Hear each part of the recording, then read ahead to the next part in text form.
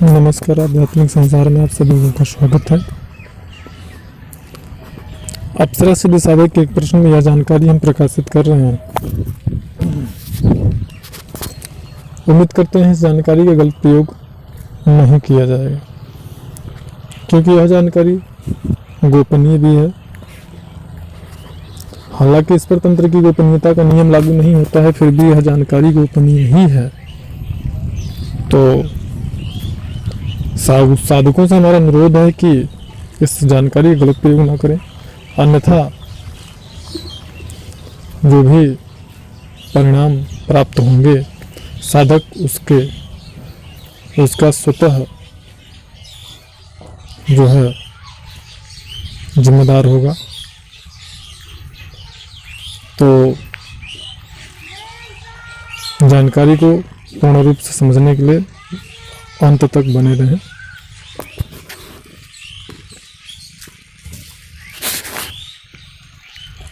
अप्सरा साधक को वशीकरण सम्मोहन की सिद्धि प्राप्त होती है। इस बात को लेकर यह जानकारी हम प्रकाशित कर रहे हैं, क्योंकि कुछ लोगों का यह मानना होता है कि अप्सरा साधना में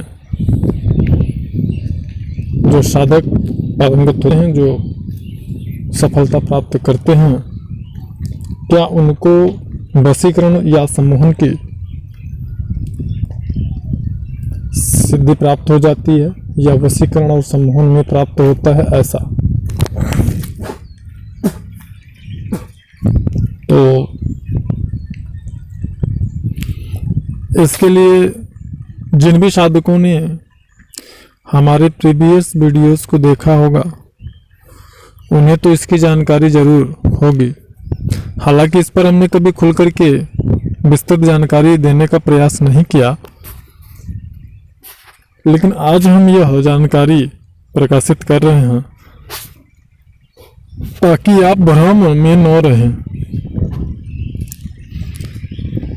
जब साधक अप्सरा साधना शुरू करता है, कोई भी साधक, वह प्रारंभिक साधक हो या इस साधना के पूर्व उसने साधना किया हो, दोनों ही स्थितियों में जब साधक साधना प्रारंभ करता है, उस अवस्था में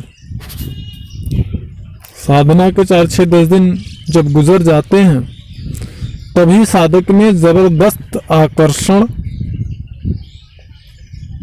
और सम्मोहन की जो प्रक्रियाएं हैं, जो क्रियाएं हैं, बड़ी ही तीव्र गति से होना शुरू हो जाती हैं। जैसे साधक या साधिका जो भी साधना कर रहा है, उसके तरफ विपरीत लिंग का तीव्रता से आकर्षित होना। कोई ऐसा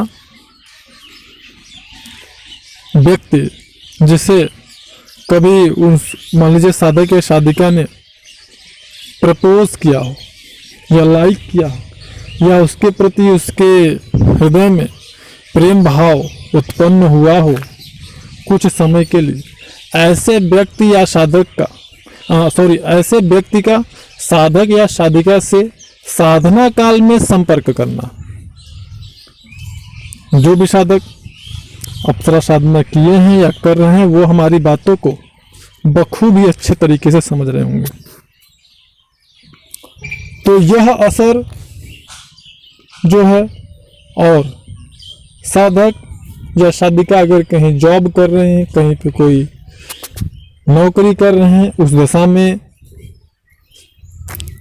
वहां पर जो भी विपरीत लिंग के लोग हैं, वह साधक या साधिका की तरफ बड़े ही तीव्रता से आकर्षित होते हैं। साथ ही साथ साधक की बातों को, जिन बातों को उन्होंने कभी अवॉइड किया हो, न माना हो, ऐसे प्रकार के या साधक के वर्चस्व में, उसके संप्रभुता में बढ़ोतरी होती है। मतलब उसने अगर उस दशा में अगर कुछ कहा तो वो लोग उसकी बातों को मानते हैं और साथ ही साथ उसके जो उसका वर्चस्व होता है, कह सकते हैं कि सम्मान में वृद्धि होती है। तो ये सारी चीजें तो साधना काल के दिनों में ही होती हैं। अब अगर जिस साधना में आपको साधना काल में ही इस प्रकार की घटनाएं आपके साथ में घट रही हैं, तो अगर संबंधित शक्ति की कृपा आपको प्राप्त हो गई या फिर सिद्धि आपको प्राप्त हो गई, उस दशा में आप खुद इस चीज का अंदाजा लगा सकते हैं कि आपको जो ये क्रियाएं हैं, इस प्रकार की क्रियाओं की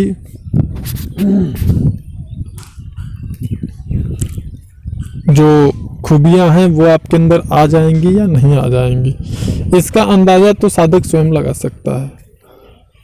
और जिन्होंने साधना किया है वो तो समझ ही गए होंगे हमारी बात को। हाँ, लेकिन बस थोड़ी सी सावधानी यह बरतनी है कि इन गुणों का दुरुपयोग ना करें, क्योंकि अगर आप इन गुणों का दुरुपयोग करते हैं उस दशा में आपकी जो ये मतलब कह सकते हैं इसका जो प्रभाव है, ये जो क्वालिटी है या इसको करने की जो आपकी सामर्थ्य या क्षमता है वह नष्ट हो जाती है। क्योंकि जिन शक्तियों को आपने सात्विक मार्ग से कठोर परिश्रम करके प्राप्त किया है, ऐसी शक्तियों का अगर आप गलत प्रयोग करते हैं तो वह स्वतः नष्ट हो जाती हैं। उन्हें आपको अगर सात्विक तरीके से धर्म आचरण से सद्मार्ग से आपने प्राप्त किया है तो उसका प्रयोग सदैव आपको उचित प्रकार से ही करना चाहिए, जिसमें आपकी अंतरात्मा यह बोले कहे कि हाँ ये सही है, उस वही कर्म वही कार्य आपको करना चाहिए। क्योंकि व्यक्ति की जो अंतरात्मा होती है वह व्यक्ति का प्रथम मार्गदर्शक होती है। आप जब कोई गलत कार्य करते हैं उसके पहले ही आपकी अंतरात्मा आपको रोक देती है, ऐसा नहीं करना चाहिए या ऐसा करना गलत है। तो उम्मीद करते हैं आप समझ गए होंगे। तो हाँ, अप्सरा सिद्ध साधक को या अप्सरा की कृपा प्राप्त साधक को वशीकरण सम्मोहन की जो सामर्थ्य है, जो शक्ति है, वह निश्चित रूप से प्राप्त होती है, भले ही वह साधक को कृपा प्राप्ति ही क्यों न हो। अगर साधक को अप्सरा की कृपा प्राप्ति है, ऐसे साधक, एक छोटा सा उदाहरण दे कि ऐसा साधक अगर कहीं पर भी इंटरव्यू के लिए जाता है तो यह निश्चित कर लें कि वह साधक 90% सक्सेस होगा, सेलेक्ट होगा। जैसे कोई भी आपका व्यापार है, बिजनेस है, अगर उसमें कोई डील आपका है, आज कोई सौदा आपका है, आप उसको करने जा रहे हैं, तो यह निश्चित मान के चलिए कि 90% चांस है कि वो आपका प्लस में जाएगा, वो सौदा आपका होगा ही होगा। कोई कार्य बहुत समय से रुका हुआ है, साधना के दरमियान या तो हो जाएगा या तो करने के बाद अगर आप फिर उसमें प्रयास करेंगे तो निश्चित रूप से आपको सफलता प्राप्त होगी। तो इस प्रकार की जो क्रियाएं हैं, मतलब आपका जो वो कहते हैं ना, first impression is the last impression. तो जब आप साधना कर लेते हैं, साधना आपकी सफल हो जाती है, संपन्न हो जाती है निर्विघ्न रूप से, तो आपको ये सारी चीज़ें स्वतः ही प्राप्त होती हैं अप्सरा की कृपा से। जानकारी अच्छी लगी तो लाइक करें। नेक्स्ट वीडियो में